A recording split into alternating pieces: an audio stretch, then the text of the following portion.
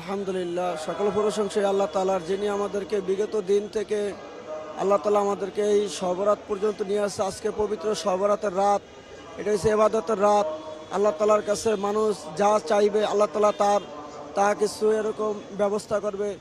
এই জন্য আল্লাহ তাআলার কাছে সর্বকিছু এরকম চাওয়া, যে রিজিকের ফয়সালা আল্লাহ তাআলা এই রাত্রে এরকম বন্টন করে দেয়। এই জন্য রিজিকের জন্য এরকম দোয়া করা, যারা এরকম দুনিয়া থেকে বিদায় নিয়ে চলে গেছে মুরব্বিয়ানে কেরাম, তাদের জন্য এরকম দোয়া করা, এরকম ব্যবসা বাণিজ্যের জন্য দোয়া করা, যে মানুষের ভাগ্য পরিবর্তন করা একটা রাত। এই জন্য এই রাত্রে এরকম বেশি বেশি করে আল্লাহ তাআলার কাছে এরকম ইবাদত বন্দেগী করা, এমনকি নিজের হায়াতের জন্য এরকম দোয়া করা। আল্লাহ তাআলা যে সর্বকাজে আমাদেরকে ভালো ফয়সালা করে, এরকম আল্লাহ তাআলার কাছে এরকম বেশি বেশি করে দোয়া কান্নাকারি করা, করে আল্লাহ তাআলার কাছে চায়া, এই রাত্রে আল্লাহ তাআলার কাছে চায়া আমাদের এরকম নেওয়ার একটা রাত। এই জন্য আমরা বেশি বেশি নফল আবাদত করব।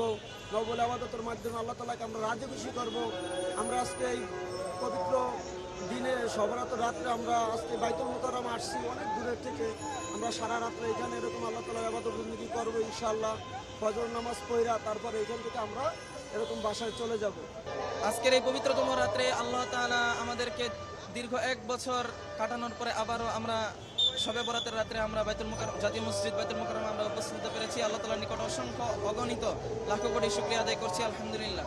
এবং আল্লাহ তাআলা আমাদেরকে নেক হায়াত দান করেছেন। এবং আজকের রাত্রে যেটা বিশেষভাবে আমাদেরকে বেশি গুরুত্ব দিতে হবে সেটা হলো ইবাদত বন্দেগী করা, নফল ইবাদত করা, নামাজ পড়া এবং দোয়া কান্নাকাটি করা, এবং বিশেষভাবে নফল নামাজগুলো আদায় করা, শেষ রাতে তাহাজ্জুদের আমল করা, এবং বিশেষ করে আমাদের নিজেদের জন্য দোয়া করা, নিজের পরিবার পরিজনের জন্য, আত্মীয় স্বজন পাড়া প্রতিবেশীর জন্য, এবং আমাদের রাষ্ট্রের জন্য। আগামীতে আমাদের রাষ্ট্রের জন্য আল্লাহ তাআলা সুন্দরভাবে ইসলামিক রাষ্ট্রের জন্য আল্লাহ তাআলা আমাদেরকে নসিব করেন। এই জন্য আমরা বিশেষভাবে আল্লাহ তাআলার নিকট দোয়া করব।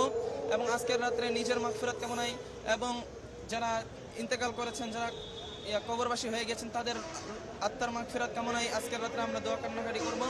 এবং আল্লাহ তাআলা যাতে করে আমাদের সকল গুনাহ খাতা মাফ করে দেন। আজকে রাত্রে মুসলমানদের জন্য বিশেষ একটা রাত।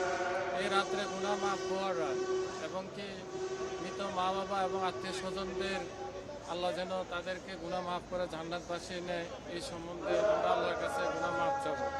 আমরা সারা রাত ইবাদত বন্দেগীর মধ্যে দিন কাটাবো, রাত কাটাবো, এটাই আমাদের আশা। এবং আল্লাহ সবাইকে যেন মাফ করে দেয় আমাদের গুনাহগাতা, পূর্বের গুনাহগাতা। আমরা সামনে যাতে দেশ ভালোভাবে আমরা চলতে পারি এবং গুনাহগাতা পাপ কাজ না করে, পাপ কাজে লিপ্ত না হয়, সেভাবে আমাদের আশা।